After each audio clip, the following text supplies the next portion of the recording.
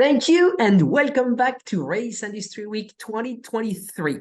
We are now traveling directly to Bahrain to meet our dear friend Mark, who has been an expert of the region. He has been in the racing industry his whole life, has been living in the Middle East for the last 15 or 20 years. We met there actually in Bahrain, and Mark is an expert of the basically Middle East, Southeast Asia, and Indian racing market. And it's very important this week to, talk about racing around the world. And in India and in Southeast Asia, there is a real booming in the racing world, and it's an emerging market, and we're paying great attention to it. So Mark has assembled a wonderful panel, and good morning, good afternoon, or good evening to you, Mark. It's probably 7 p.m. for you, right? Good evening, Francis. How are you? Very good. Thank you. Thank you. Do you want to say a few words about our guest that we're going to be bringing on? Yeah, well, first of all, thank you for the invitation. It's fantastic to be part of the fourth Race Industry Week webinars that you've put together. And I'm delighted to include my friends and colleagues, Karun Chandhok, F1 driver, only the second ever Indian F1 driver to compete in the Formula One World Championship, and now currently a Sky Sports presenter and Motorsport ambassador, I think, for India, and also our colleague Ben Willshire, who is the MD of Driven International and a track design company that we work very closely with on a lot of projects. And we're here to talk about the booming Indian motorsport market. Excellent. Good evening, gentlemen. So Mark will let you in charge for the next 25 minutes. Thank you. Good evening, Karun. Good evening, Ben, and welcome to the Race Industry Week webinar. And we're here to talk about the booming motorsport industry in India. And I think if we cast our mind back to 2010, when I was living in Delhi and helping to set up the Buddh international circuit and ready for Formula One. Long time ago, Karun, is when you and I first met, and maybe you could touch on where we were back then and what happened to F1. What happened?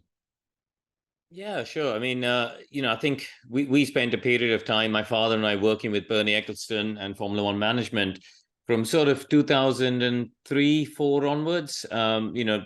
Looking at various sites and talking to various governments and people, but ultimately it was the JP group in Delhi that bit the bullet and went forward with building the Formula One circuit up there.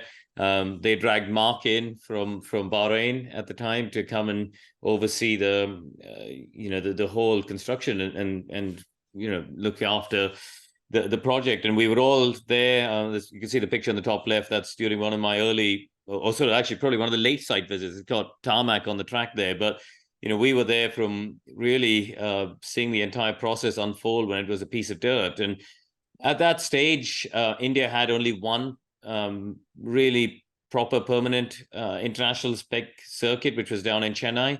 It's a track that actually my grandfather helped to build back in the 1980s as a grade 2 track.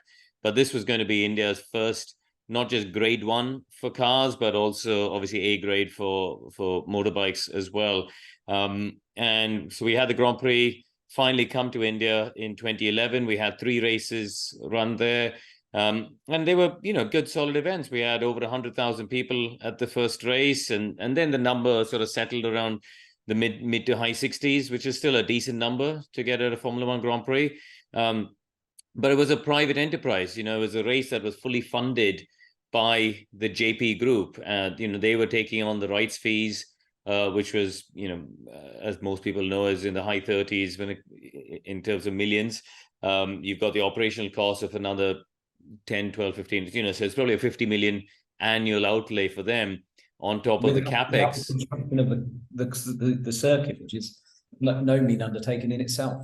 That's what I mean, on top of the capex of building the track in the first place, So I think it got to a stage where it wasn't making financial sense for them, and they weren't getting the government financial backing like you have in a lot of other countries. And then there were a few tax issues that came up between Formula One management and the government and the tax authorities, and really that was the end of Formula One's involvement at the time, which was a shame. So we then went for a 10-year period where the Buddh International Circuit was really used just for national and domestic racing. We had track days, we had national racing, we had even truck racing championship running there. So it went for a decade really without any high-profile international championships running. And if we now fast forward to 2023, and finally international racing is back at Buddh, and back in 2011, an agreement was signed at that time to bring MotoGP to India, and because of the politics and the lack of funding and everything else, it never happened. And it finally happened this year to great acclaim from the riders. The track was modified a little bit to accommodate the new MotoGP safety regulations, because the track was designed in 2010, and then obviously a decade later the bikes have got a bit quicker, the safety regulations have changed, and that's where Ben and the Driven team came in and took on the challenge of updating the circuit. So can you tell us a bit about that, Ben? Yeah, sure. Well, firstly, yeah, just thanks for having us on this afternoon. Hopefully this will be interesting for everybody. I think it's gone full circle, hasn't it? I mean, Karun, there's a photo there of Karun, as he said, stood during the track construction. Karun and I have worked together, since then on other track projects, and then this year we then get the opportunity to upgrade the Buddh circuit for MotoGP. So it's a wonderful opportunity, and I think it's amazing to see India really now back, hosting these World Championship events. I know we're going to talk about some others as well, but I mean, having obviously, MotoGP there, it's the pinnacle of motorcycle racing. What was amazing for us is it was a really challenging project. I mean, we've got this circuit that's not been used at that level for 10 years. And, you think, okay, well, the track's already there, so, what's the big deal? But our team spent months on the ground and almost a year planning, design and engineering drawings for the project, with small things, right? Like the curbs needed changing, for example, and all. If you look in the photo in the center of the screen there with the MotoGP bikes lent over, I think it's coming out of turn 1 through turn 2 by the looks of it. All the verges, the AstroTurf verges were changed. We had to work very, very closely with the FIM to understand any safety changes that were needed to make the track suitable for MotoGP. Obviously, it had been 10 years since Formula One had been there. So we ended up changing a lot of the runoff areas, expanding the gravel traps, changing barrier angles, and a few of the corners as well. We needed to localize some narrowing on the track to keep the speeds under control for the MotoGP bikes. So it was a big challenge, but one that we're really proud to have delivered, and long may it continue. I believe that there's plans for the championship to continue there, so we're looking forward to seeing more motorcycle racing at Buddh. Yeah, and obviously Carlos and the Dorna team were on before us, talking about the strength of MotoGP, and I think that there was a bit of criticism about the event. I think that people were expecting a bigger crowd, but it was the first time MotoGP had come to India. I think the crowd was a very respectable crowd, and I think the event will only grow from there. And I think it's easy to forget that without regular motorsport, it's hard to keep that momentum going. And I think that MotoGP do a very good job of that, and I hope that the crowd will increase next year, and we'll get a good turnout. And who knows? I mean, Karun, any thoughts on whether F1 would ever go back to Buddh? I think there's always interest, certainly from Formula One side. I think they feel it's almost unfinished business. I think in India, it's still it's still a country where every car manufacturer wants to sell lots of cars. Every consumer brand wants to sell lots of products. There's a massive demographic, 70% of the population is between 16 and 64 at the moment, and that's 70% of 1.2 billion people, which is it's a significant number, obviously. So I think from a commercial and brand perspective, it's good for F1 and all the partners within the sport to have a race in India, but obviously it has to be a government project, I think, for this to be viable, really. I think there's obviously ambitions, and India said this publicly, about wanting to host the Olympics in the future. In order to host the Olympics, you need to show that you are, as a government, able to organize a high-profile global sporting event, and Formula One would tick that box very well. So you never say never, but at the moment, it's nothing in the immediate future, shall we say. Sure. And I think moving on from what Buddh have achieved, and it's great to see it back on the calendar. It's great to see it being used again and getting some international recognition. It's a great circuit. But there are many other projects happening around India. And Karun, as you said, 70% of the population are between 16 and 64. I think that the latest figures for India, the population is up to 1.4 billion and has nudged slightly ahead of China now. So extraordinary numbers in the country. And we're seeing more and more circuits being developed. And I think if we come on now to another international event happened this year, earlier in the year, it's another Driven International circuit, this time a street circuit in Hyderabad, and Formula E race there earlier in the year. And again, great recognition from the drivers. I think it was well received. So Ben, do you want to tell us a bit about this project? Yeah, sure. I mean, yeah, what's a year for Indian motorsport to have had, MotoGP just recently in December, but also at the beginning of 2023 with the Formula E Championship as well. So, 2 World Championship events. I mean, this was a remarkable project, to be honest, that it was even delivered. We were actually working as part of the team with the Indian Racing League, which is a series now that is a national series that's racing around India. They've got the Wolf cars running in the Indian Racing League, and also F4 now as well as part of the series, which is fantastic. It's a really growing national racing series. And the model is that they have teams from different cities. So I think Mumbai, Bangalore, Chennai, Hyderabad, they've all got teams, and they all race against each other as racing teams in different cities across India. So this really project was initiated by the Indian Racing League, and then was also used. The same circuit was then used for Formula E, which was great because we got to use the track twice. But it's right in the middle of, it's in downtown Hyderabad, and we had to shut roads, we had to create diversions, we had to, build the track in a couple of months, or what felt like a couple of weeks, to be honest. It was really, really hard task to pull off. And I think doing this in India is probably tougher than maybe anywhere else in the world in terms of organizing road closures and able to do this. So it was a real challenge for our team, but one, as you said, Mark, that was a big moment, I think, for Indian motorsport, and one that was well received by the drivers and teams. And again, I think we're looking forward to Formula E coming back next year. Just to put it into context a little bit for the people watching that may not have been to India or Hyderabad, I think the population of Hyderabad, it's a city of 10 million people. And that's about 1.5 million more than London. And when you think about it in that context, and that you've shut down a fairly critical network of roads within the city for that event is no mean feat at all.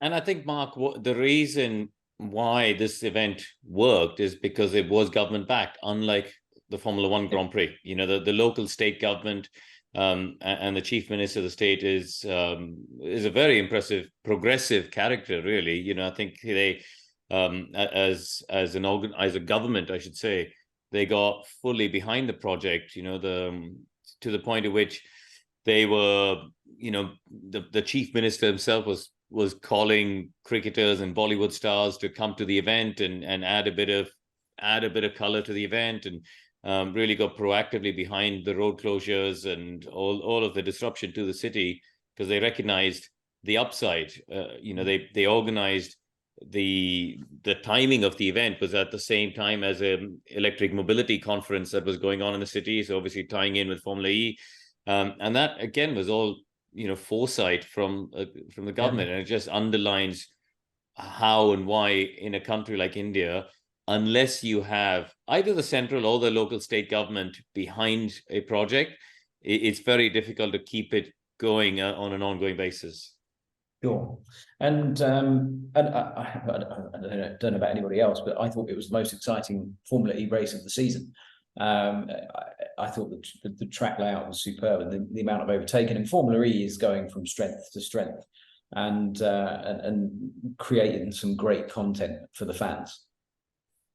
Yeah, it was a good race. You know, we have 4 drivers nose to tail, basically across the line, and it was exciting. And I was very proud to see, you know, Indian marshals. We didn't have to fly in marshals from other countries.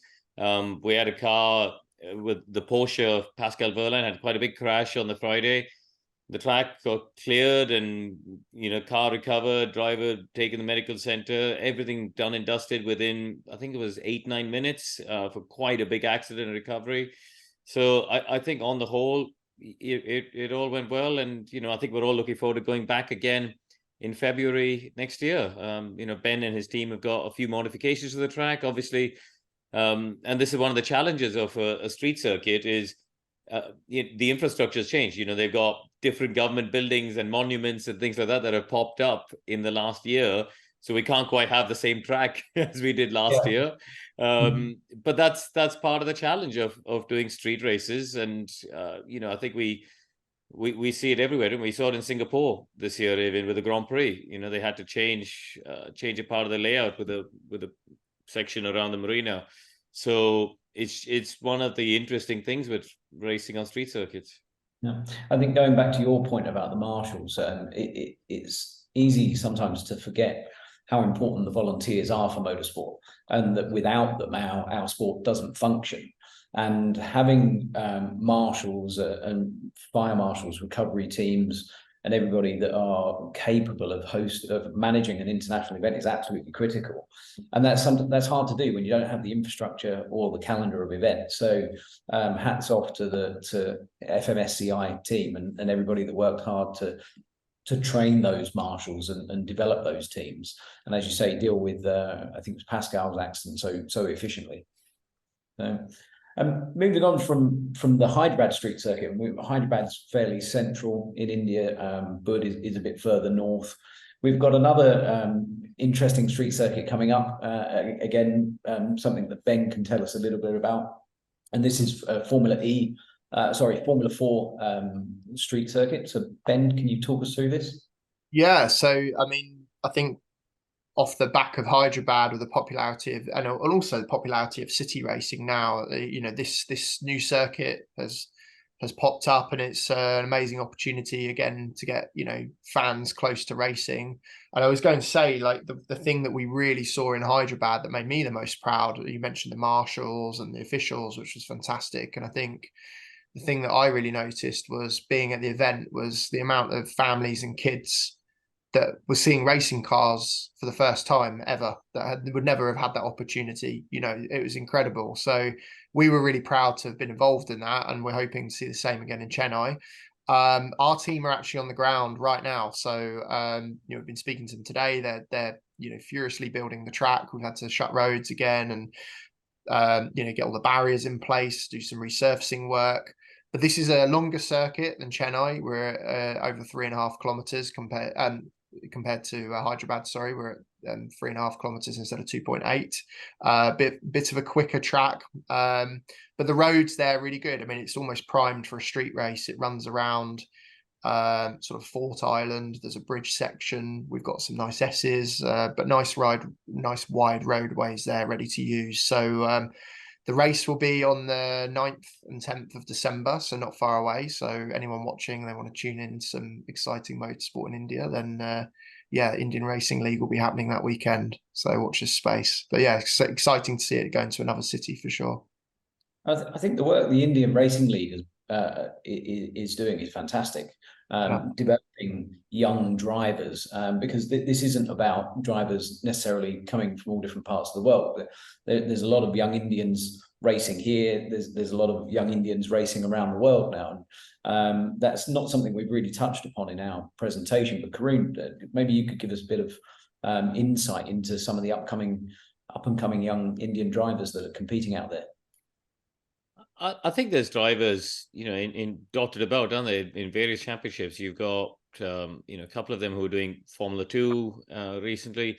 Kush Maini is going to carry on next year. He's just signed with Alpine as a junior driver.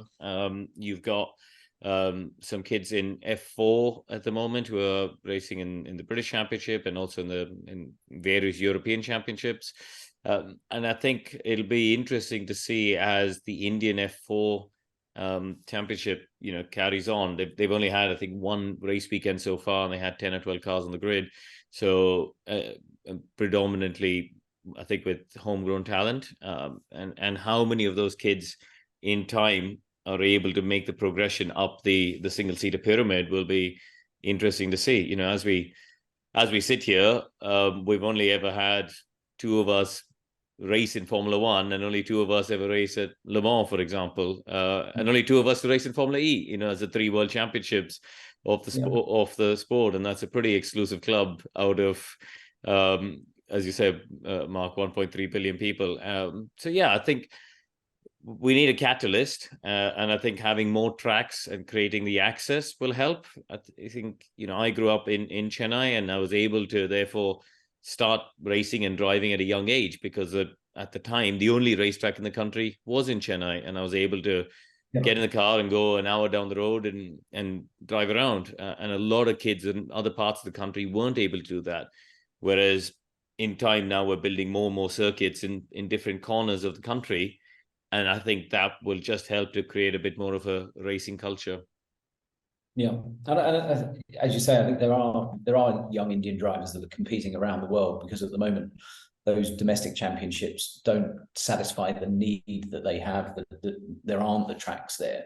I know that I think in the next 2 weeks there's a Formula 4 series being launched in Saudi Arabia, and I think we've had a number of inquiries from Indian drivers to come and compete in a winter series there. So the demand is there. There's no doubt about that, and hopefully we can see that exclusive club expand a little bit in the coming years.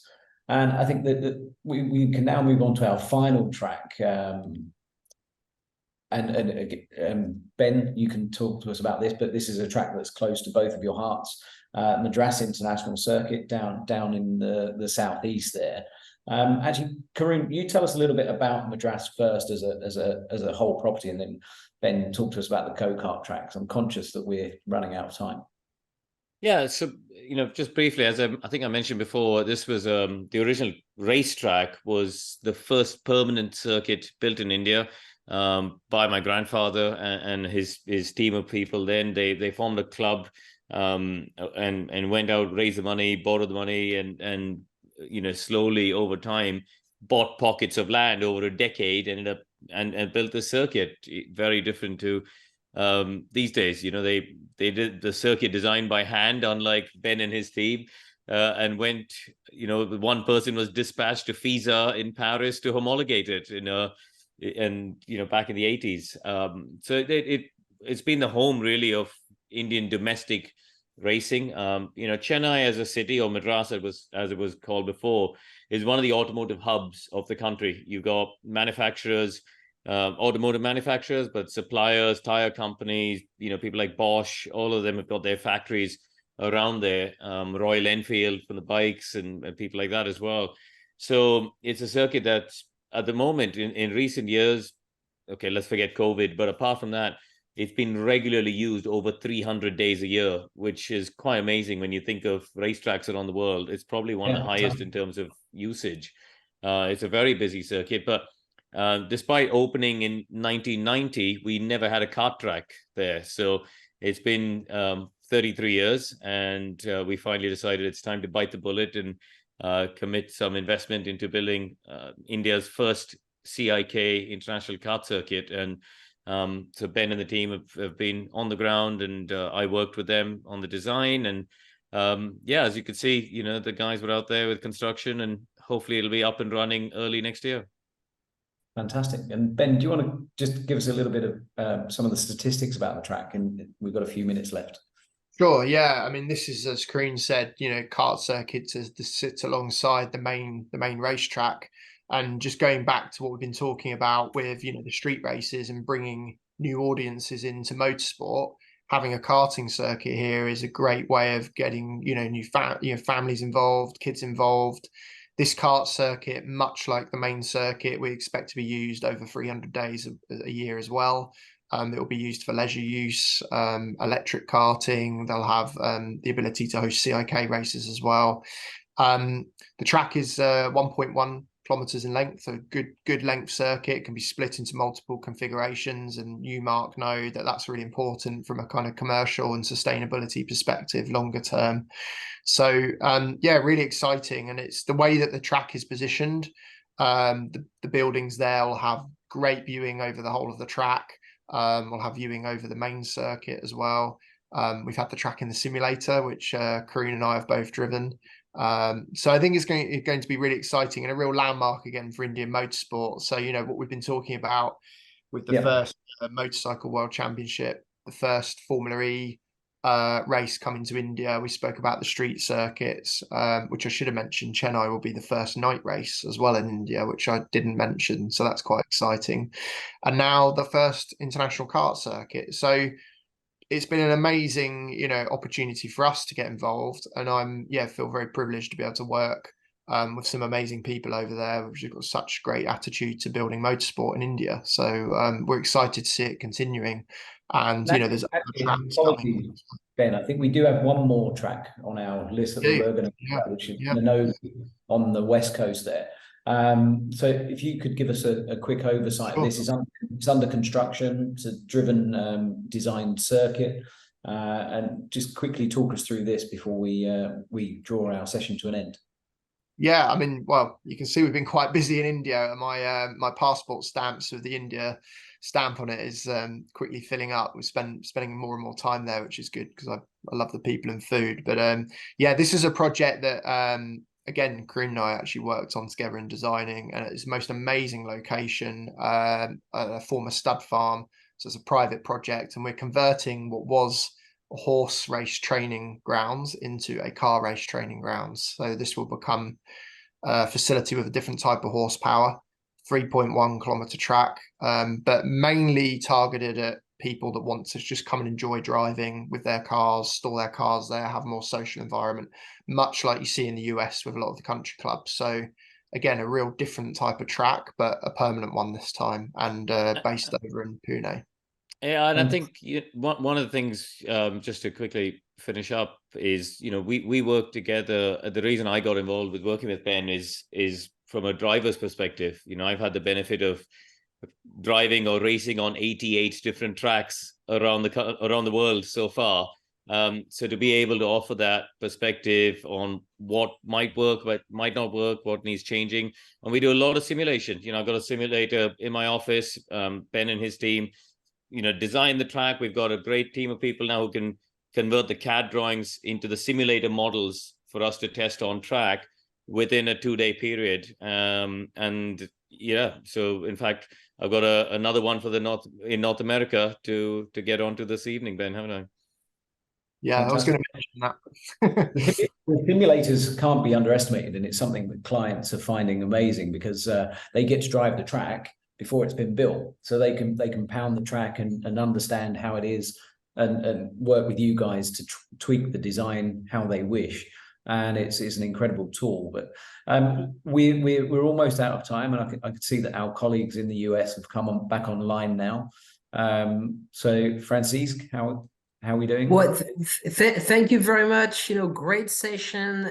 You know, you guys are the foundation of the sports. You know, by building those tracks and then bringing the competitors, and then the industry comes into place. And so that was very important. I wanted to, you know, show our audience that are not only watching on Zoom, but also on racer.com, on speedsport.com, you know, on all our different YouTube channel and Speedsport One, that you know, there are a lot of, you know, region that are just starting to, you know, develop. And when you know the population there, it gives you an indication of the potential, you know, for the industry. So this is very exciting. And thank you very much, Karun. Thank you very much, Ben. And of course, a big thank you to you, Mark, for putting the panel together and for bringing the idea to us. And so have a